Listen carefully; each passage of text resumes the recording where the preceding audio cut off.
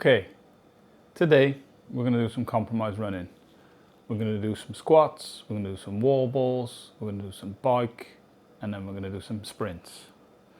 And then afterwards we're going to talk a little bit about why we do it, what we do, how many sessions, how many reps, how many minutes, how many rounds, etc.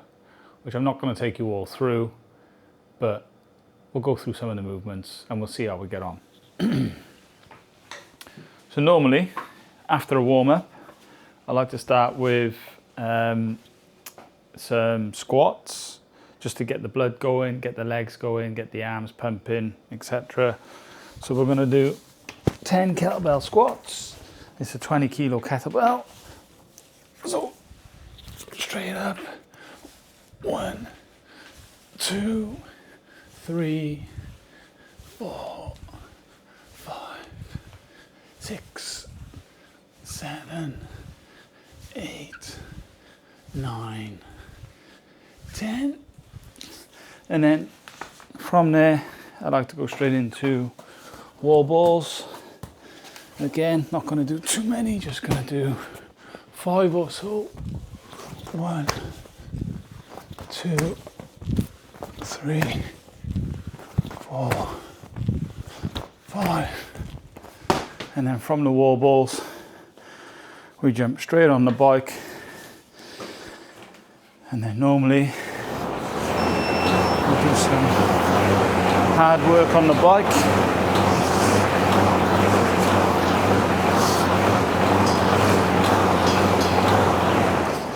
And then we go from the bike straight into the runner.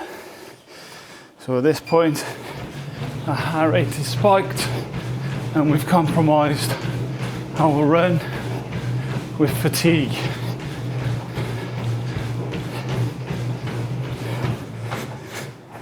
Oh, great. So why do we do it?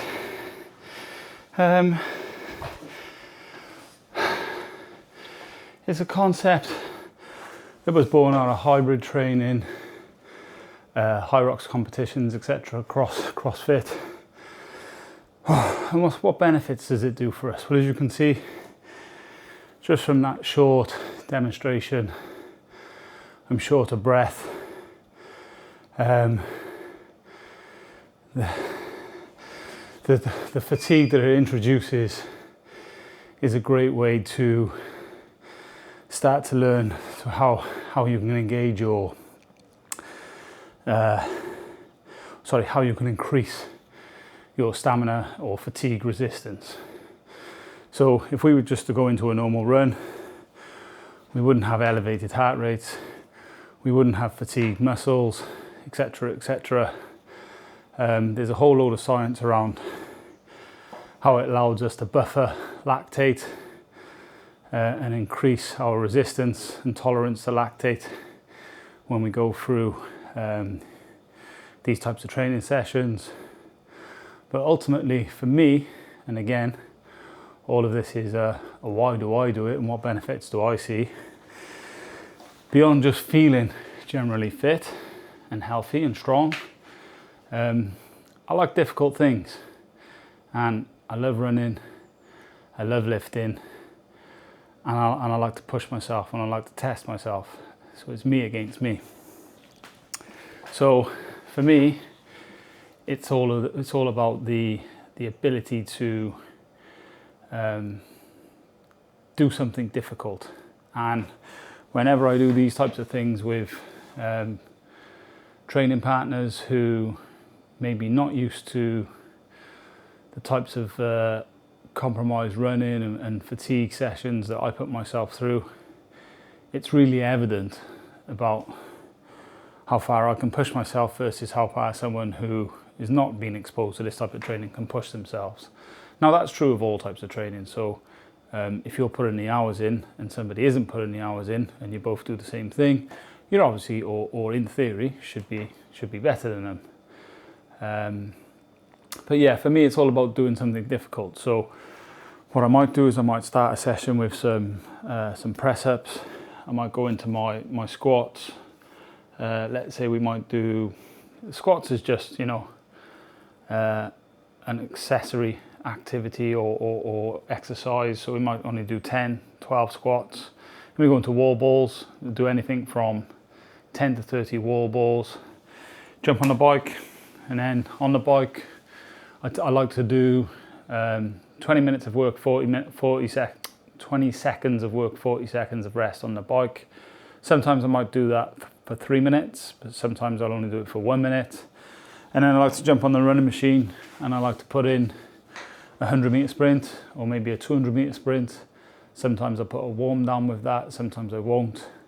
But yeah, these types of sessions, they're really good for fatiguing yourself, spiking your heart rate, working on your stamina. Let's say you've got some competitive races coming up. If you're a hybrid athlete, a HYROX athlete, cross-training athlete, CrossFit athlete, these are the types of exercises you want to be stringing together. You want to be able to put what we would call old school circuits together so that you can chain them, you can put yourself through them. And if you don't have a running machine in the house, maybe you do have some space for a kettlebell in the house, maybe you can do some kettlebell exercises, and everybody can go outside and go for a run outside, you know. So you don't necessarily have to do everything with treadmills. Do some kettlebell exercises, get your running shoes on, get yourself out the door, go and run for 10 minutes, come back, do it again. You know, it's very easy, but it's also very difficult, and that's why I do it. I like to put myself through difficult exercises within fitness and within running, and I like to see the benefits of it. And some, like I said, some of the benefits of it is extended stamina. When you fatigue yourself on exercise, we're all aware that we lose form, and that when we're tired, our form is one of the first things that we lose. So what I find that these compromised running sessions gives me is the ability to maintain that form when I do become fatigued, because I'm not necessarily fatigued from running for 10 minutes. I'm fatigued because my heart rate has been spiked and my muscles have been activated, so that when I do get on the treadmill, my form is instantly maintained through having not used those muscles to perform running actions. I'm not really explaining myself too well on that one, but yeah, I believe that it does help me to maintain form when I am out on the roads running 10Ks, 10 miles, etc., and might feel a little bit of fatigue, but it does allow me to keep that form coming in. So yeah, compromise running, a great way to string training sessions together, cardiovascular fitness. If you're anything like me, you enjoy running, but you also enjoy lifting, you also enjoy functional movements, and you've got a little bit of space. You know, in here, it's not a whole lot of space. Bike and a treadmill and a wall ball or a kettlebell. That's all you really need. A mat for push-ups. You don't even need a mat. You can just jump down and do them. I like to throw some other exercises in between. I like to put some burpees in. I like to put some farmer's carries in. If you've got a skipping rope, you can add some skipping. If you've got access to maybe a punch bag in your garage, you can put some 1 minute rounds on the punch bag. You can do anything, and it's really good.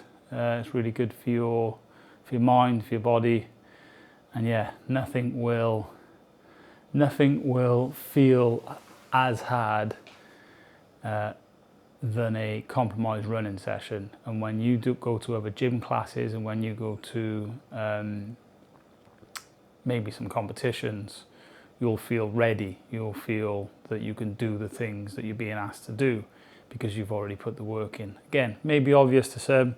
Maybe some people haven't really thought of that before. Maybe some people enjoy running. Maybe some people enjoy weightlifting, and they've never really thought about combining the two. I mean, if you've got a gym membership, generally most community gyms do have some kind of treadmill or cardio machines. You can do some compromised running, in your gyms. You can pick up a kettlebell, you can pick up a dumbbell, You can do 5 minutes of weights, you can do superset weights, and then get yourself to 10 minutes on a running machine. Really, really great way to spike your heart rate, really great way to extend and build upon stamina, and you will not feel a fatigue like it. Again, training partners that I train with and myself, this is the closest I come to feeling sick and to feeling like I've pushed myself too far. Once or twice I do feel like I am approaching that limit when I do these types of sessions. And again, training partners, I've seen them suffer, I've seen them come unprepared and leave with a new appreciation for what exercise is and what they can and can't achieve, or what might be possible for them. So yeah, compromise running, if it's for you, it's definitely for me. It's a challenge, it's very challenging, but it's something that I think everybody can benefit from. Anyway, just a short one this week, guys. Lots to do, lots of training to get in, lots of videos to shoot. So hopefully you're enjoying these videos. Maybe I'll start to get some comments, maybe I won't. But if you do have any comments for me, please leave them in the comment section below. And yeah, maybe let me know what you'd like to see. I'm thinking we'll shoot a couple more videos on the cardio machines, and then we'll get ourselves into the weights section as well. All right, thanks everyone.